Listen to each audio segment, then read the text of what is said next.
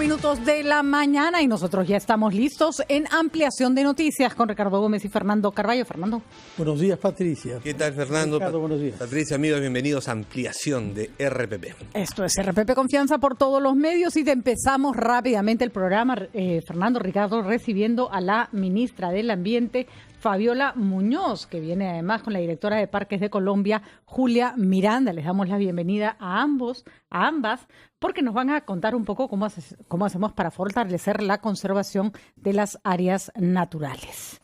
Se ha inaugurado ayer, efectivamente, en un congreso sobre áreas protegidas en América Latina y Caribe, eso hace bastantes países, bajo el título, hay que decir, bastante ambicioso, de Soluciones para el Bienestar y Desarrollo Sostenible.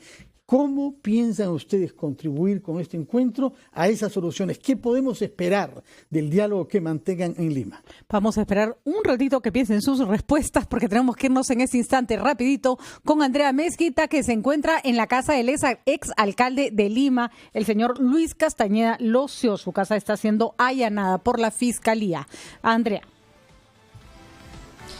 ¿Qué tal? Muchas gracias. Directo en directo. Calle Montoneros, cuadra 4, Santiago de Surco. Aquí se ubica una de las viviendas de Luis Castañeda Locio, que está siendo allanadas en este momento por el equipo especial Lavallato. La fiscal Milagros Salazar se encuentra al interior, nos han confirmado, también con un grupo numeroso de policías de la División de Investigación Criminal DIVIAC. Se encuentran desde hace ya varios minutos aquí al interior de esta casa, que podemos calcular estaría al menos unos 400 metros cuadrados de dimensión. Además es una casa color plomo con blanco. No hay mucho movimiento afuera, en el exterior de esta vivienda. Sin embargo, sí hemos visto desde comenzada este allanamiento al menos 2 vehículos con los cuales han llegado justamente estos efectivos de la DIVIAC y también el equipo de fiscales que hasta el momento están realizando no solamente el allanamiento a esta vivienda de Luis Castañeda Locio, sino que también es un allanamiento múltiple, ¿no? También están realizando allanamientos a varias sedes de la Universidad Privada Telesub, que recordemos es de propiedad de José Luna Gálvez, quien es ex secretario general y ex financista de Solidaridad Nacional, cuya licencia fue revocada por la SUNEDU, recordemos. Bien, aquí están llegando poco a poco ya los medios de comunicación ante la expectativa de qué es lo que pueda ocurrir en los próximos minutos, y vamos a esperar también las declaraciones de la fiscal a cargo. Directo en directo, RPP Noticias.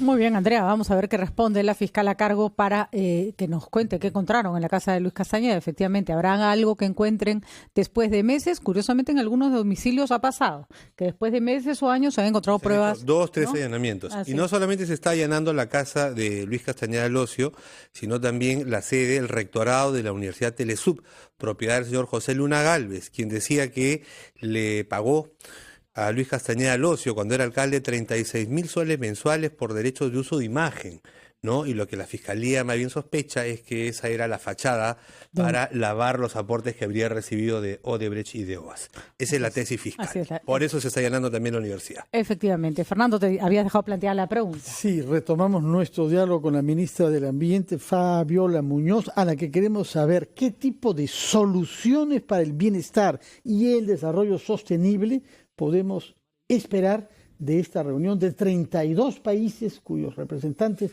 de áreas naturales sesionan en Lima. A ver, uno de los temas críticos en este momento es evaluar cómo nos ha ido con las áreas que tenemos, ¿no? Entonces, hay una discusión si la cantidad de hectáreas que están en los sistemas de áreas protegidas de nuestros países es suficiente o hay que incorporar más. La primera cosa que ayer salió en las conversaciones es que, por ejemplo, en la parte terrestre, la mayoría de países han avanzado en una cosa que se llama las metas Aichi, ¿no? Que es tener un porcentaje. Pero en el mar, por ejemplo, estamos muy atrasados, ¿no? En general, en los países. Hay unos países que destacan enormemente. Chile, Brasil han avanzado. Pero, por ejemplo, ayer comentábamos nosotros en Perú o Costa Rica que tenemos una brecha que tenemos que cerrar. Entonces, ese es un primer... Hacer un área natural del Pacífico Norte, ¿no? Seguimos trabajando en eso. Hace años. Yo En recuerdo realidad, que se ha discutido que se estaba a punto, y ahora usted dice que seguimos trabajando, pero sin resultados. yo tomé ese tema cuando estaba en mi primera gestión en el Ministerio del Ambiente. Se ha trabajado con los otros sectores, se han identificado algunas observaciones, hay algunas discusiones técnicas que se están teniendo, pero se está avanzando en eso. Yo espero que podamos presentar pronto un expediente ya terminado y consensuado, sobre todo. Consensuado también con el sector privado, con los pequeños pescadores artesanales. O sea, hay un trabajo ahí de gestión integral del territorio. Y estamos trabajando ahora en una propuesta en el sur, justamente es una cordillera que está debajo del mar, para tratar de generar un área protegida en lo que llamamos la dorsal de Nazca, ¿no? Pero ministra, precisamente, si estamos un poquito atrasados en el tema de espacios protegidos en el mar. ¿Qué explicación le damos a lo que está pasando en la bahía de Paracas, con el muelle que se está construyendo? Hemos visto al presidente de la República hace un par de días nada más por ahí. Bueno, justamente uno de los Algunos temen enfoques... que se está afectando no solamente el tema marino, sino también el tema terrestre en un solo espacio. Por eso es tan importante tener buenos estudios de impacto ambiental, porque eso es lo que nos tiene que decir es hasta dónde se puede realmente tener una inversión que sea sostenible y cuándo ya no. Y el tema acá es que tenemos que lograr gestionar de manera integral el territorio. Yo, por ejemplo, que quería mencionarles, justo le estaba diciendo, estos son chocolates hechos por comunidades indígenas que habitan en las áreas de amortiguamiento de las áreas naturales protegidas. Hace unos años, hace no tantos años atrás, la concepción de un área protegida era que no podías tocar nada, no podías entrar, no podías aprovechar nada. Hoy en día los pueblos indígenas aprovechan, ponen en valor las áreas protegidas, sus frutos, por ejemplo, pero también el área de amortiguamiento está ayudando, Cernam, por ejemplo, a trabajar en ellas, porque es la mejor forma, poniendo en valor el bosque en pie, de luchar contra la deforestación. Pero hay una suerte de... por ejemplo, Noam Chomsky decía el otro día, y creo que con absoluta lucidez, que gracias a los pueblos indígenas se protege la Amazonía, porque son los que saben cuidar su propia tierra. Y es falaz traspolar el trabajo que hace una comunidad indígena en la Amazonía con respecto a lo que se hace una inversión como un puerto en el litoral. Tenemos uno de los litorales más largos del planeta, creo, y se nos ocurre hacer un puerto en una reserva natural de una riqueza biológica que es casi irrepetible. Una se pregunta siempre ¿por qué? No le cuesta, o sea, los empresarios no pueden ir con sus camiones un poco más allá. No podemos hacer el esfuerzo de que las cosas sean un poco más complicadas para el comercio y menos complicadas para el planeta. A ver, justamente ese es parte del arte de lo que significa la sostenibilidad, ¿no? Porque lo que tenemos que lograr es cómo en un territorio logramos hacer convivir diferentes actividades económicas, productivas, sociales, turísticas, pero también de conservación del patrimonio, sin afectar unas a otras. Y por eso es tan importante la herramienta de los estudios de impacto ambiental. No, ya eso está clarísimo, pero que un estudio de impacto ambiental diga que eso no va a afectar el puerto, no justifica que se haga un puerto ahí, cuando hay miles de lugares donde se puede hacer un puerto. La pregunta es, ¿cuál es nuestro rol como sociedad para decir, mire señor, la verdad, esforcémonos un poco más? Porque buena parte de la contaminación y el problema del calentamiento global es que nos hacemos fácil las cosas para el consumo y no nos... O sea, si quiero poner una planta aquí, porque es más rentable que ponerla más allá. Más rentable en términos económicos, pero no más rentable en términos naturales. No se me ocurre peor lugar para poner un puerto que la bahía de Paracas. Efectivamente, lugares en los cuales la rentabilidad económica sea alta, pero el impacto también. ¿Usted cree que el puerto en la bahía de Paracas no va a afectar toda la riqueza biológica que hay ahí? Bueno, depende de las condiciones del puerto. Usted ha revisado, usted nos ha hablado de estudios de impacto ambiental. En este momento está en proceso. Justamente eso es parte de lo que tenemos que cuidar, que se haga realmente de manera muy técnica, muy veraz. Porque lo que no queremos es afectar una cosa tan maravillosa como lo que tenemos en Paracas y en otros lugares. Parece que ya es un poco tarde, ¿eh? Porque ya está hecho el puerto, ya el presidente dijo que van a salir por ahí no sé cuántos camiones. Ya está agropecuario, ¿no? Porque el debate es si es que se va a usar también para minerales.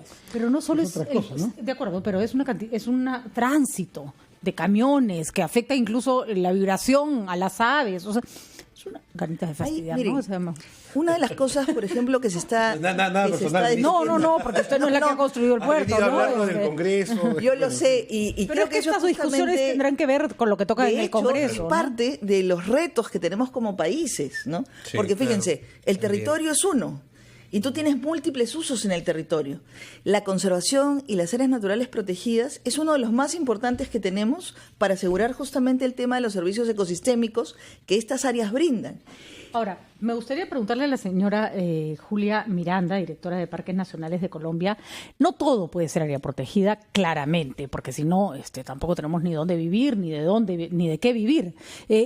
Pero ¿estamos siendo lo suficientemente conscientes o lo suficientemente cuidadosos como mundo, no estamos hablando ni siquiera como región, con respecto a dejemos ciertos lugares en paz? La Amazonía es uno de ellos, por ejemplo. Estamos viendo lo que ha pasado con procesos larguísimos de deforestación y de mal uso de este pulmón del mundo. Pero le vamos a pedir que nos responda después de la pausa, ¿sí? Claro que sí.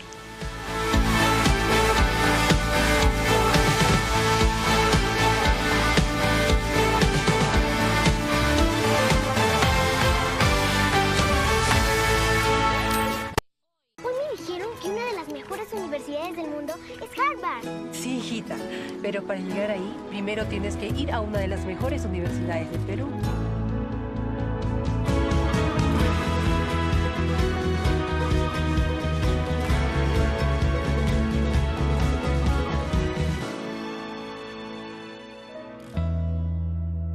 Si tu plan es transformar tu vida, con becas BCP lo puedes lograr.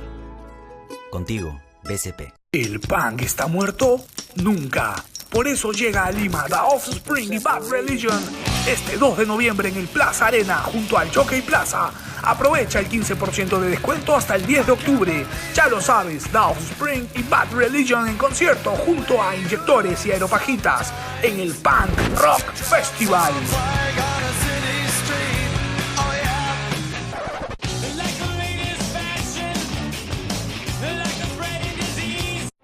TQ Producciones y la Universidad Alas Peruanas cierra su temporada 2019 con broche de oro, presentando por primera vez en Lima a la legendaria violinista Anne-Sophie Mutter, junto a los Mutter Virtuosi, quienes nos deslumbrarán en un inolvidable concierto este 5 de noviembre en el Gran Teatro Nacional. Entradas a la venta en Teleticket de Wong y Metro. Anne-Sophie Mutter, en Lima. Radio Oxígeno.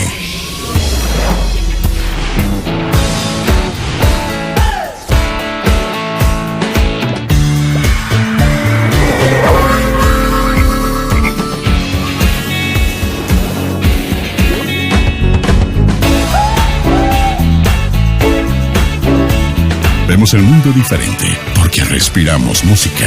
Radio Oxígeno. Clásicos del rock and pop. El día transcurre demasiado rápido.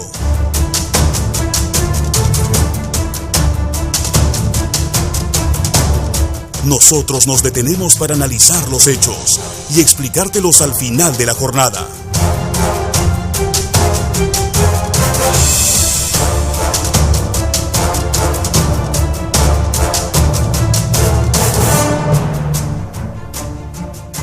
Brindándote información en la que puedas confiar.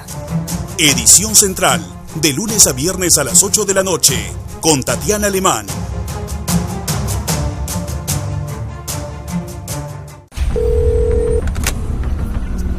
Tres sujetos armados nos están asaltando.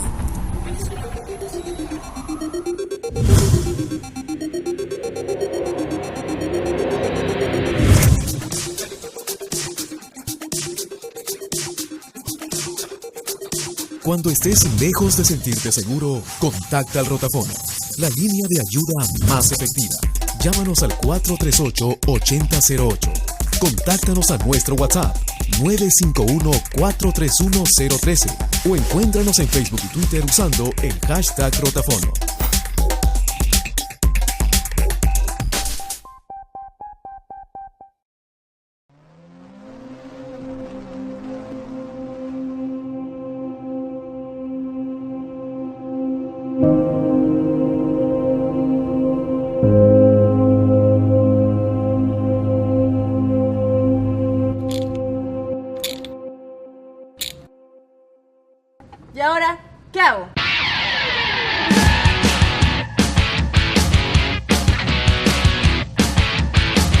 todos los lunes a las 10 de la noche. Al Volante por RPP TV. Todos los peruanos que tengan los apellidos que figuran en una lista de la Embajada de España accederán a la nacionalidad española inmediatamente. Hay mentiras disfrazadas de noticia. Fíjate en la información, pero también en quién te la da. Felizmente existe RPP. Confianza por todos los medios.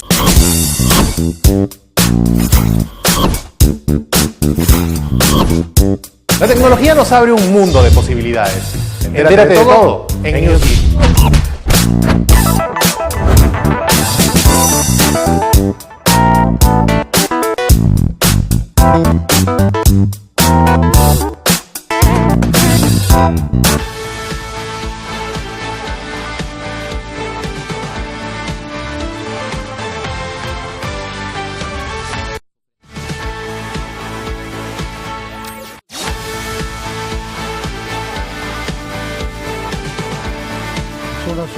Estamos conversando con la ministra del Ambiente del Perú, Fabiola Muñoz, que ha venido con Julia Miranda, responsable de las áreas naturales colombianas.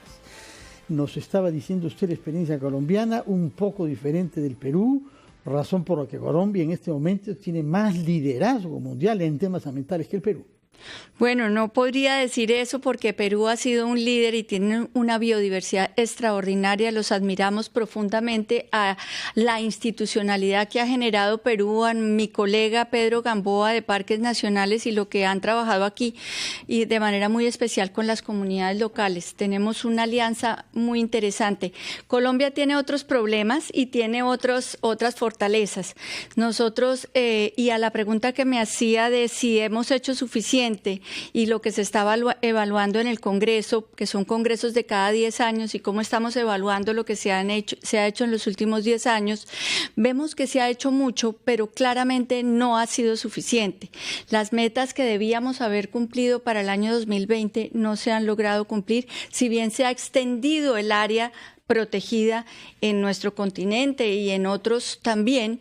El informe de los científicos que ayer nos lo daba la presidenta del panel intergubernamental de científicos que se denomina el IPBES, el de Naciones Unidas, la pérdida de biodiversidad, las especies amenazadas, nos ponen un reto muy grande para identificar nuevas estrategias. Como lo decía la ministra hace un momento, ha cambiado el paradigma de no encerrar unas áreas para que no puedan ser tocadas, sino cómo trabajamos con la comunidad local. Entonces, la meta que se está proponiendo para el 2030 va a tener que ser distinta y esa se define en el año 2020 en China, en la reunión de los países parte del Convenio de Diversidad Biológica. Es que aquí tenemos que ser creativos, pero también mucho más contundentes porque estamos poniendo en riesgo la vida, no solamente la vida humana, sino toda la vida en el planeta. ¿No resulta frustrante? Porque yo veo en los países latinoamericanos una conciencia bastante clara de lo que tenemos que cuidar. Tenemos nuestras limitaciones presupuestales, pero las grandes potencias, y vamos a decirlo con claridad, el nivel de consumismo y el nivel el tipo de vida que llevamos es lo que nos va a hacer desaparecer el planeta.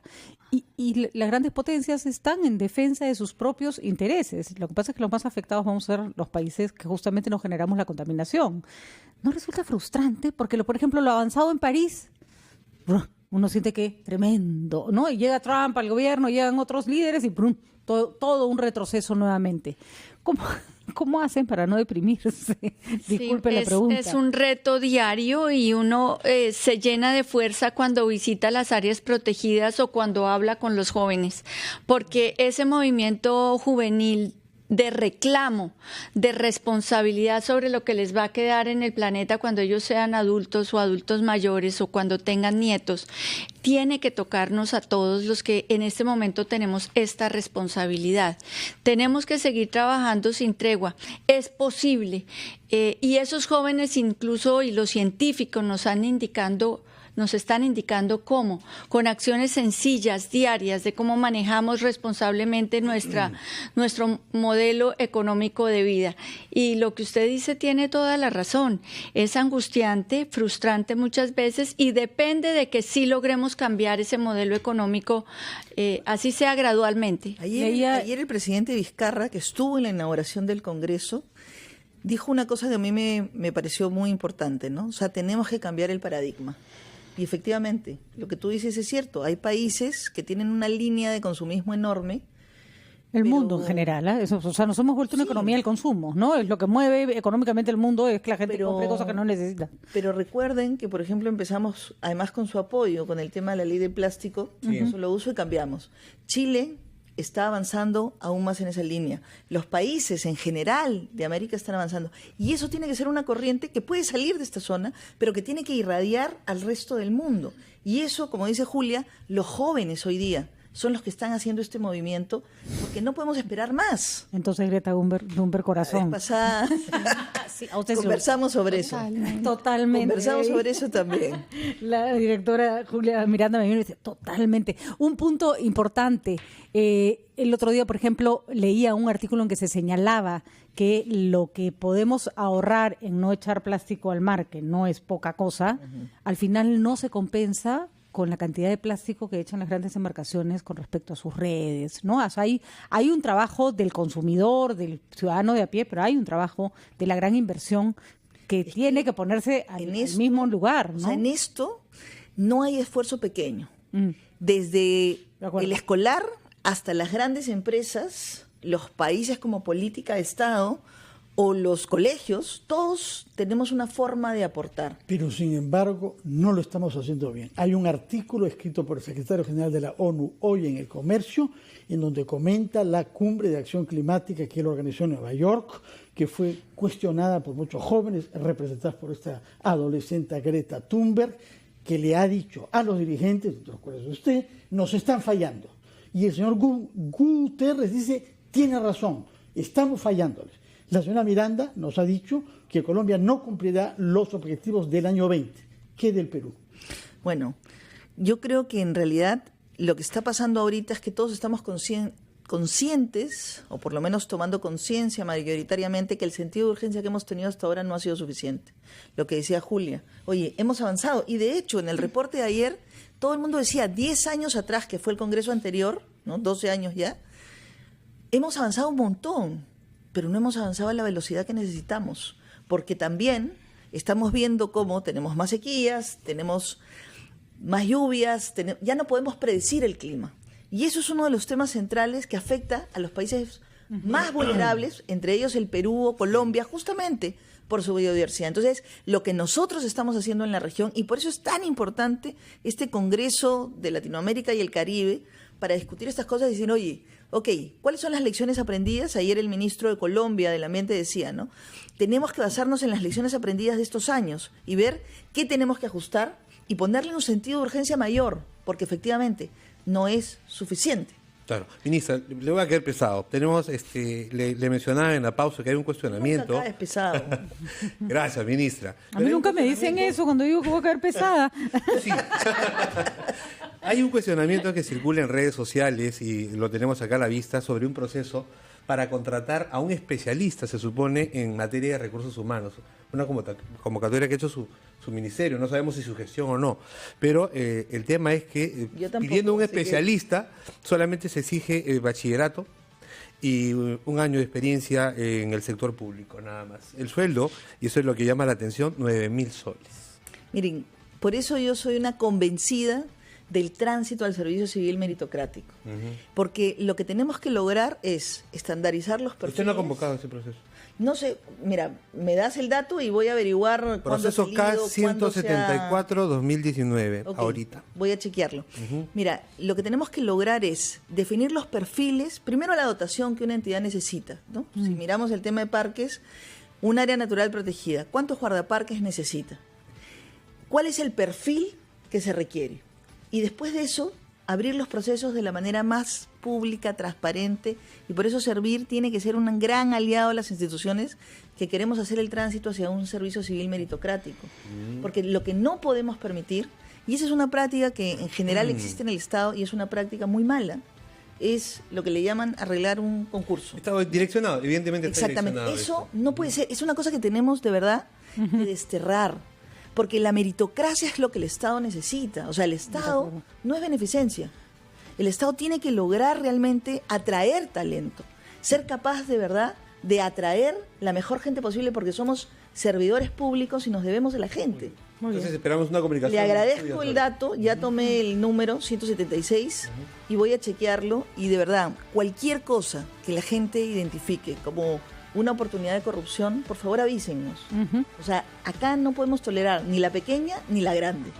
Muy bien, muchísimas gracias, ministra, y también muchísimas gracias a la señora Julia Miranda, directora de Parques Nacionales de Colombia, y bellísimo país, por cierto, con bellísimos parques naturales y que tengan un buen congreso, ¿no? Muchas gracias. Muchísimas gracias. Son las 8:30 en punto. Nosotros vamos a una pausa. Usted está en RPP.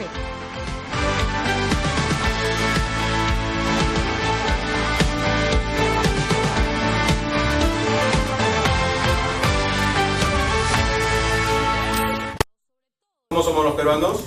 Amables. Somos peloteros, somos hinchas. ¿Juegas pelota? Emprendedores, pero a algunos se les pueden pegar las sábanas. ¡De buen diente! ¡Uy, qué rico huele! Somos divertidos. Descubrir nuestra identidad es el reto de este programa. Todos los miércoles a las 10 intentaremos averiguar usted y yo cómo somos los peruanos.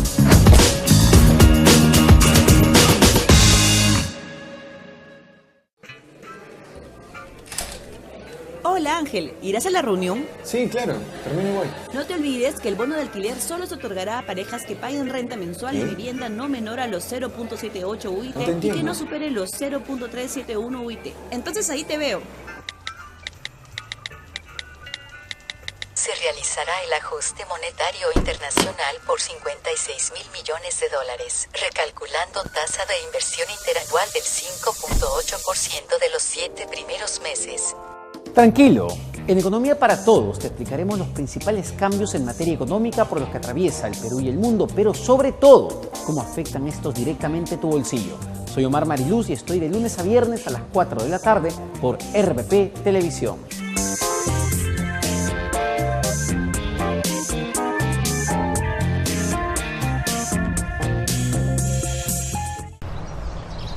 Radio Oxígeno.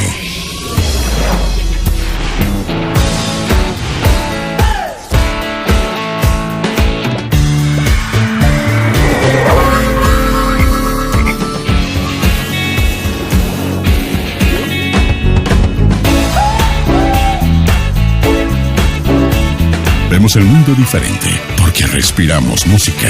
Radio Oxígeno. Clásicos del rock and pop. El día transcurre demasiado rápido.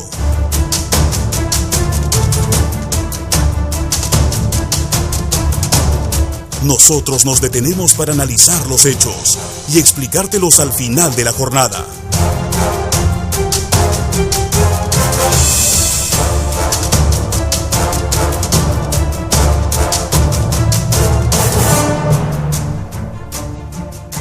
Brindándote información en la que puedas confiar. Edición Central, de lunes a viernes a las 8 de la noche, con Tatiana Alemán.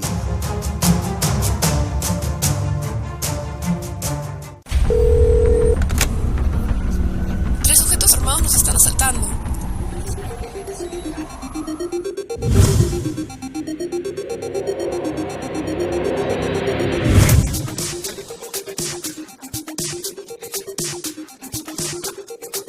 Cuando estés lejos de sentirte seguro, contacta al Rotafono, la línea de ayuda más efectiva. Llámanos al 438-8008. Contáctanos a nuestro WhatsApp 951-431-013 o encuéntranos en Facebook y Twitter usando el hashtag Rotafono.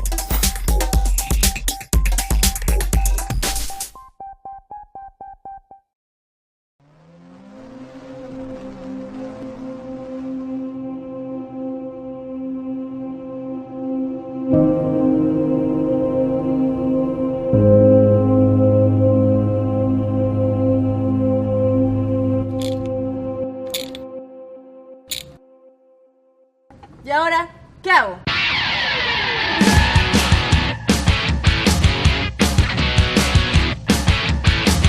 Todos los lunes a las 10 de la noche. Al Volante por RPP TV. Todos los peruanos que tengan los apellidos que figuran en una lista de la Embajada de España accederán a la nacionalidad española inmediatamente.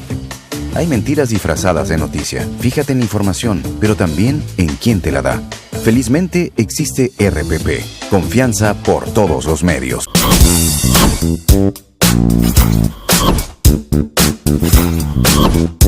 La tecnología nos abre un mundo de posibilidades. Entérate de todo en Newsbeat.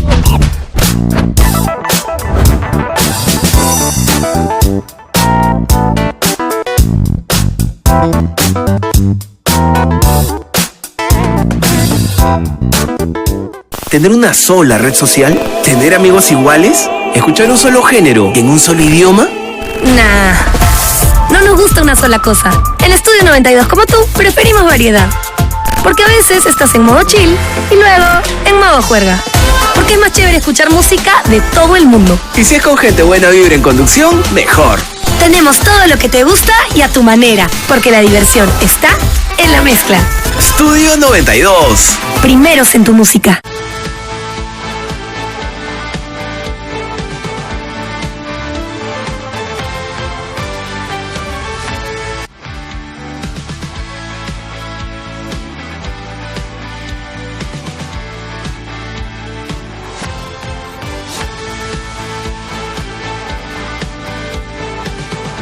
Las 8:36 y bueno, seguimos con los temas constitucionales. Vamos a seguir. Nos encantaría decir que nos vamos a volver constitucionalistas, pero eso no ocurrirá nunca. Tratamos de acercarnos a la comprensión de la Constitución. Y personas profundamente confundidas a veces, como todo nuestro público. Este jueves se realizará el pleno del Tribunal Constitucional para tratar la demanda competencial que ha interpuesto el congresista Pedro Olaechea y el caso del candidato al TC del señor Gonzalo Ortiz de Ceballos. La pregunta que muchos se hacen es, algunos consideran que el TC simplemente ni siquiera debería admitirla y otros dicen que no solo debería admitirla, sino darle la razón. Javier de Belaúnde, especialista en Derecho Procesal Constitucional, y también nos acompaña Dilmar Villena, coordinador general de Perspectiva Constitucional, nos cuenta cuáles son sus perspectivas y qué análisis le podemos dar a esta compleja situación. Hemos escogido a dos jóvenes, caras frescas. Renovamos la mesa, ¿no? Así es. Y la juventud ha llegado. Y nuevas caras para escuchar también argumentos nuevos. Así que muchas gracias, señores. Empezamos con Javier. Escuché la vez pasada, Javier, que dabas una declaración en el programa Corto Poder y decías una cosa bastante interesante. No solo que el Tribunal Constitucional puede acoger esta demanda, se puede pronunciar, pero que su pronunciamiento no necesariamente impediría o revertiría, por ejemplo, un proceso electoral. Es un argumento fino, es un argumento complejo, pero me gustaría que por favor lo expliques, porque creo que da en el clavo con respecto a qué pasa si el Tribunal Constitucional le da la razón al Congreso de la República. Sí, bueno, muy buenos días con todos. Sí, lo que ocurre es que el Tribunal Constitucional ya ha declarado en el pasado, en otros casos, que no necesariamente se tiene que declarar la nulidad de los actos que son cuestionados en este proceso. En este proceso se está cuestionando el acto de disolución y se está cuestionando la convocatoria a nuevas elecciones.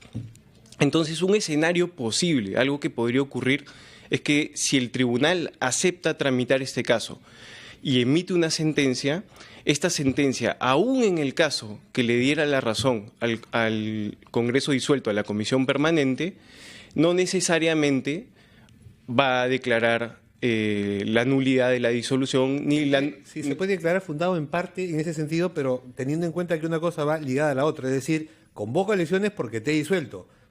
Si está mal disuelto, entonces ya no estaría... ¿Se puede hacer eso? Sí se puede, porque el Código Procesal Constitucional y la interpretación que ha hecho el Tribunal Constitucional es que ellos pueden regular los efectos de sus sentencias. Entonces, ¿yo qué creo? Yo creo que es muy bueno que la Comisión Permanente haya planteado este caso al Tribunal Constitucional. Es muy bueno para el país. ¿La Comisión Permanente fue o fue el presidente del Congreso? es el presidente del Congreso con un acuerdo de la Comisión Permanente. Yo creo que eso es muy bueno para el país, pero yo creo que no va a ser útil para lo que ellos quieren. Yo creo que ellos no van a lograr conseguir volver en el tiempo a la época que eran congresistas, volver en el tiempo a cuando no habían elecciones. Es interesante, Javier, porque con eso abriste una perspectiva nueva. Había varias interpretaciones. O le da la razón a Vizcarra o le da la razón al Congreso y todos los congresistas regresan. Aquí puede darle la razón al Congreso y los congresistas quedarse en su casa igual. Ha habido dentro de las sentencias del Tribunal Constitucional, no sé si tienes ejemplos, del Tribunal Constitucional fallando en favor de alguien, pero no revirtiendo los efectos de lo que se estaba reclamando. Sí, hay un caso pasado, es un caso del 2005, que además se ha emitido en este mismo tipo de proceso, que es un proceso competencial. Es un caso entre el Banco Central de Reserva y la Superintendencia de Banca y Seguros. Básicamente, la Superintendencia de Banca y Seguros autorizó a que un banco funcionara en el Perú sin pedirle opinión al BCR. Entonces el BCR dijo, oiga usted, yo tenía la competencia de opinar en este caso, usted me la ha violado, y lo llevó al Tribunal Constitucional. ¿Qué dijo el Tribunal Constitucional? El Tribunal Constitucional dijo, sí, es verdad, acá han violado tu competencia, BCR, pero yo no puedo anular porque este banco ya está operando. O sea, ya hay ahorristas, este banco está haciendo inversiones, yo tengo que tener cuidado con los efectos de mis sentencias. Entonces, si yo anulo, voy a generar zozobra, va a haber caos social. Y miren, lo está diciendo con respecto al funcionamiento de un banco. Acá estamos hablando... El poder del Estado, algo mucho más importante. Mucho más importante, de elecciones generales. La ciudadanía ya se está movilizando hacia las elecciones generales. El Jurado Nacional de Elecciones ya está trabajando. Los partidos políticos están eligiendo sus candidatos. Entonces yo creo que este es un caso en el cual ese precedente cae como anillo al dedo, ¿no? Y además, en ese caso, porque alguien puede decir, entonces, ¿para qué sirve que se pronuncien? Claro. Sirve como que el precedente legal del TC quedó fijado, ¿no? Claro, porque estamos ante una situación nueva. Nunca se había usado este artículo en la Constitución, nunca se había disuelto constitucionalmente el Congreso en el Perú. Entonces tenemos muchas dudas. Entonces que el Tribunal Constitucional pueda fijar reglas a futuro para el Perú que viene, digamos, eso de por sí ya es una cosa muy positiva. Porque conocer su opinión sobre el fondo del tema, que es el derecho que asistiría o no al gobierno, a considerar que se le rechazó la confianza. Porque eso es lo que tiene que juzgar el TC. Usted nos ha dado una solución práctica de cómo cuestionar ese derecho sin que hayan consecuencias catastróficas. Pero quisiera conocer la opinión del señor Villena y la suya misma sobre el fondo mismo, sobre la interpretación que hace el Ejecutivo de que se le ha rehusado por segunda vez la confianza al gabinete. Buenos días con todos. Buenos días. Bienvenido. Gracias.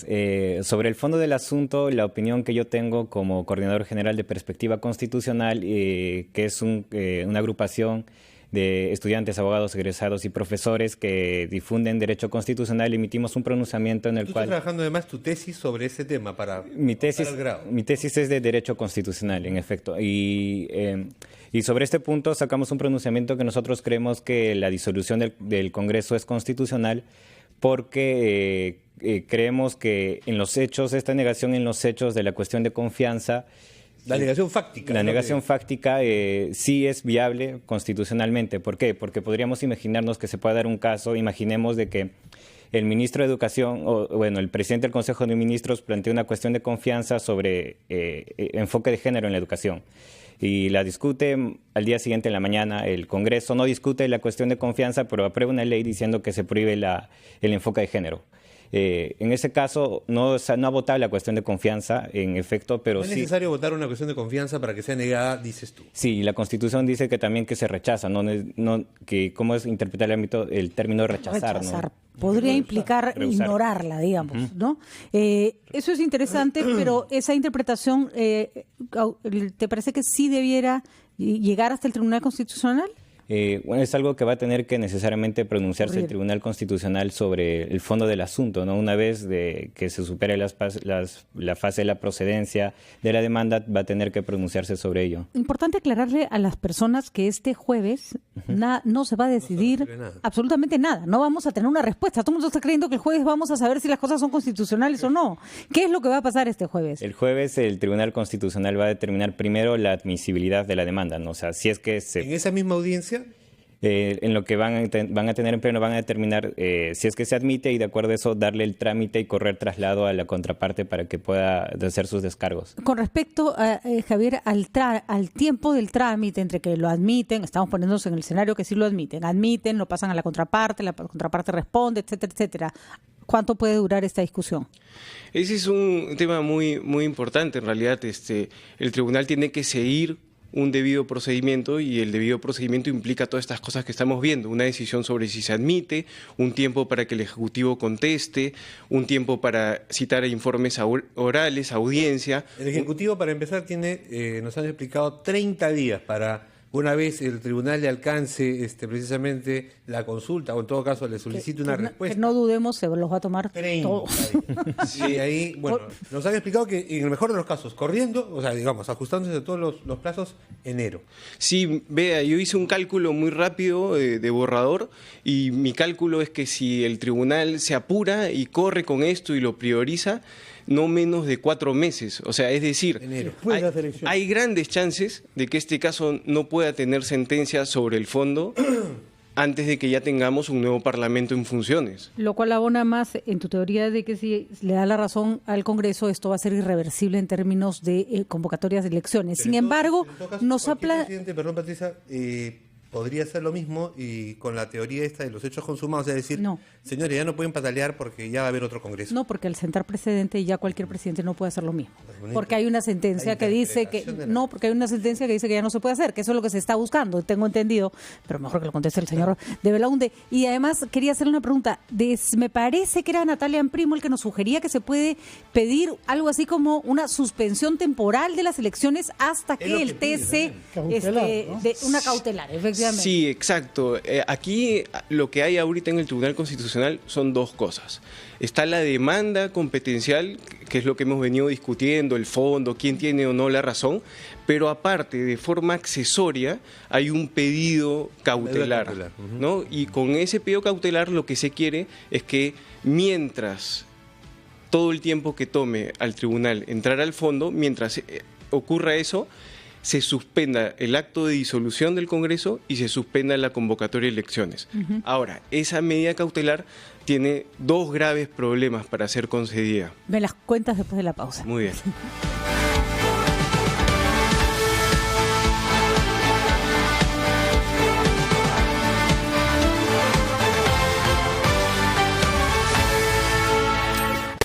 Un día como hoy llega gracias a Universidad Continental, la universidad de la Cuarta Revolución Industrial, con el ecosistema digital más completo para el aprendizaje.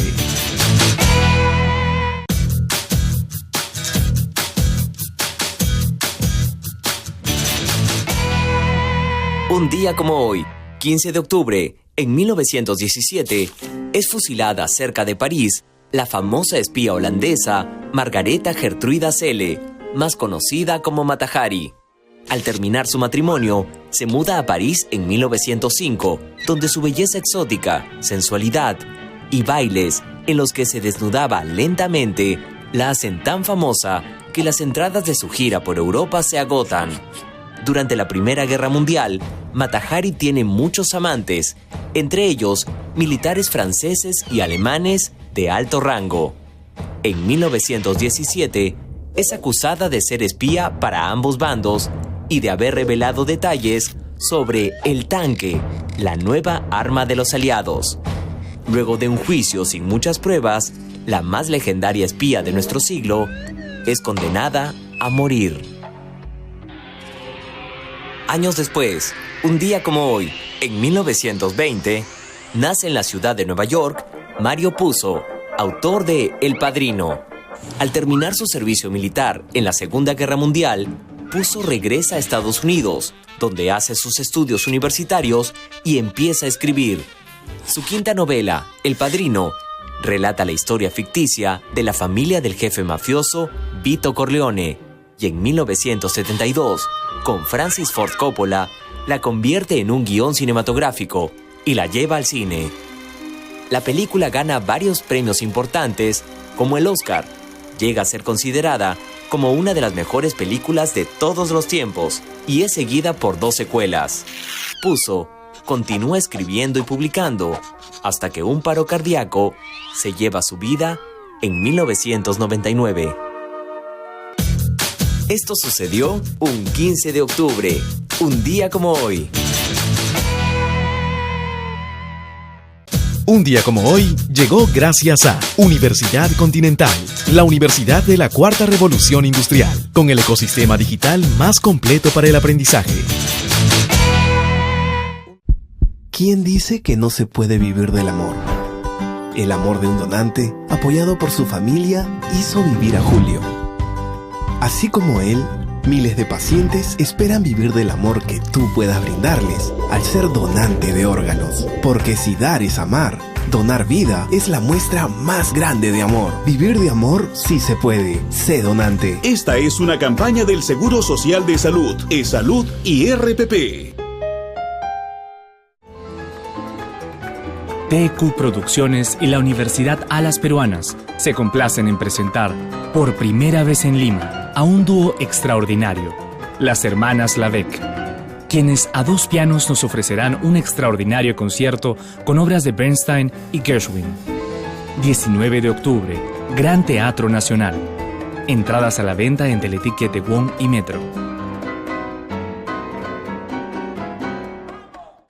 La disfunción eréctil y la eyaculación precoz tienen tratamiento. Llame y separe su cita médica al 01748-1900, bostonmedical.la. El día transcurre demasiado rápido.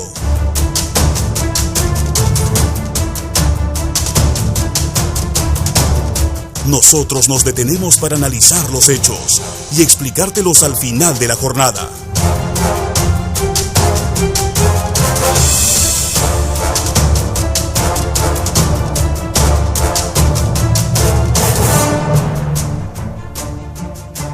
Brindándote información en la que puedas confiar. Edición Central, de lunes a viernes a las 8 de la noche, con Tatiana Alemán.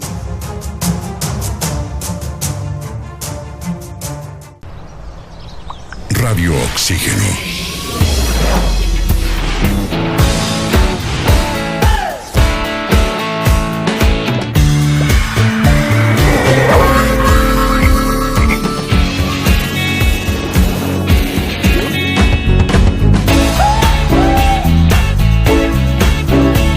Vemos el mundo diferente porque respiramos música. Radio Oxígeno, clásicos del rock and pop. 52 minutos. Habíamos quedado con una respuesta pendiente con el señor Javier de Belaunde, que nos está ayudando a comprender cuáles son los efectos de una demanda planteada por el Congreso frente al Tribunal Constitucional. Han planteado una medida cautelar para que no se realicen elecciones hasta que el Congreso hasta que el TC se pronuncie.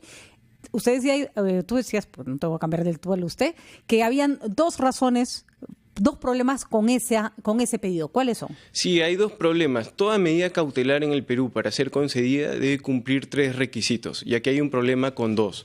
Hay un problema con, uno debe acreditar apariencia de buen derecho, ¿no es cierto? Y en este caso, la apariencia de buen derecho no está del lado de la Comisión Permanente del Congreso, sino está del lado del Poder Ejecutivo. ¿Por qué? Porque en nuestra Constitución contempla la posibilidad de una disolución constitucional del Congreso ante la negación de confianza. Es decir, no ha sido un caballazo. ¿No? Exacto.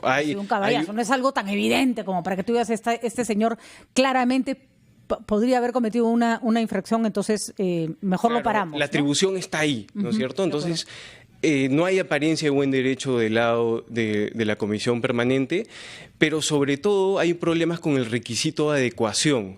La medida cautelar tiene que ser adecuada para el proceso. Y en este caso lo que se está pidiendo es tremendo, ¿no? Se está pidiendo que se congele o se anulen una convocatoria a elecciones. Es una situación que generaría mucha zozobra. Si imaginemos el escenario en el que le den esta medida cautelar, ¿qué ocurriría? Los congresistas que hoy día son excongresistas volverían en funciones y perderíamos todo lo avanzado en cuanto al cronograma electoral y al movimiento de los partidos respecto a las elecciones. ¿En qué situación dejaría eso al Poder Ejecutivo? En una situación insostenible, ¿no es cierto? El caos que reinaría, la zozobra. Pero se ha disuelto el Congreso, no pasó nada. Es decir, esos escenarios de catástrofe tampoco, ¿no? Y más bien, esto de las medidas cautelares se supone que se pueden promover cuando hay un conflicto constitucional con motivo de una disposición cuya impugnación estuviese pendiente ante cualquier juez, y es ante el Tribunal Constitucional. Es decir, afectamos el cronograma electoral. Bueno, pero si le dan la razón al Congreso, poniéndonos de la otra parte, si le dan la razón al Congreso, ya no hay motivo para adelantar elecciones, ya no hay motivo para que exista un cronograma electoral adelantado al 2020. La posibilidad de la medida cautelar sobre el papel existe, ¿no? El artículo que usted ha citado existe en el Código Procesal Constitucional, claro. Pero yo creo que hay problemas con estos dos requisitos. Pero que es subjetivo, me parece, ¿no? Es decir, cuando el principio al que apelaste era...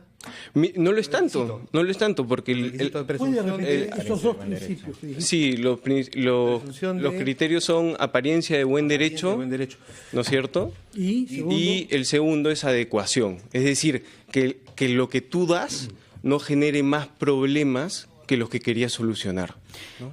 Estamos también por el teléfono con el viceministro de Justicia, Fernando Castañeda, y queríamos preguntarle sobre la posición del informe de la Comisión de Venecia referente a la consulta de elecciones adelantadas, que hay que señalar es una consulta cuya respuesta llega tarde porque el pedido del adelanto de elecciones hecho por el presidente Vizcarra fue archivado en el Congreso de la República.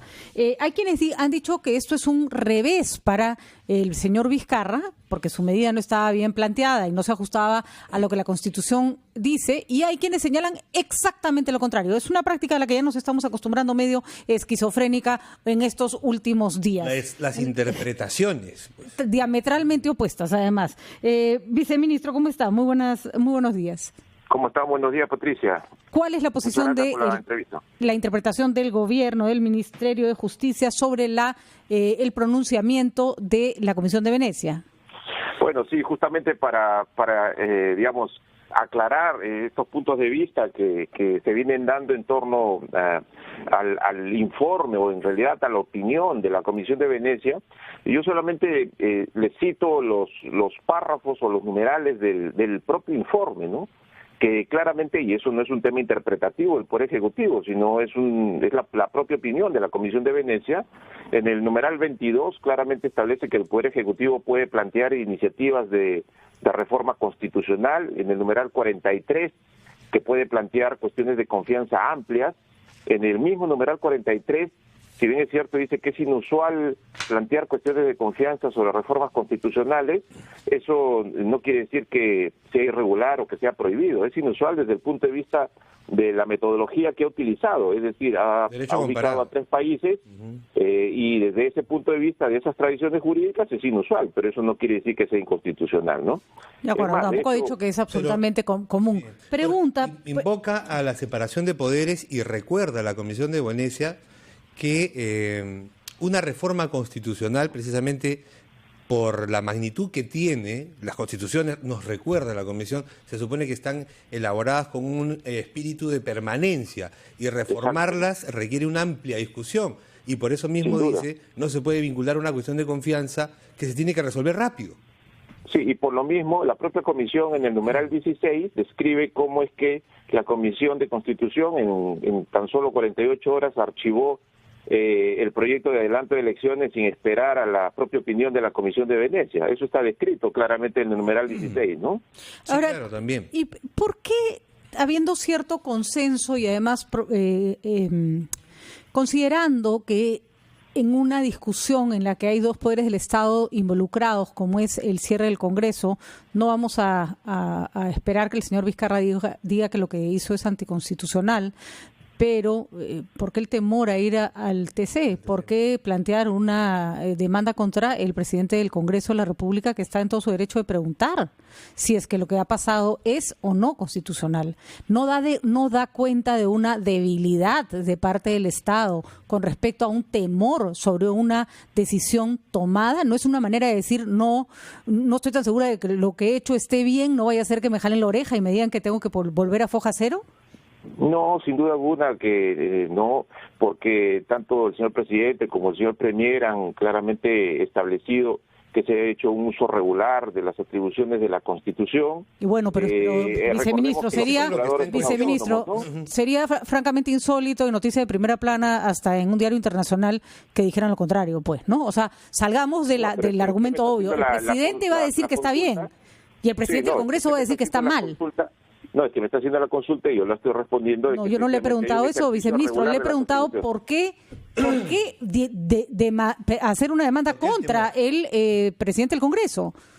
No, es que esa es una pregunta que se la tiene que hacer al procurador y bajo el actual esquema los procuradores son autónomos, ¿no?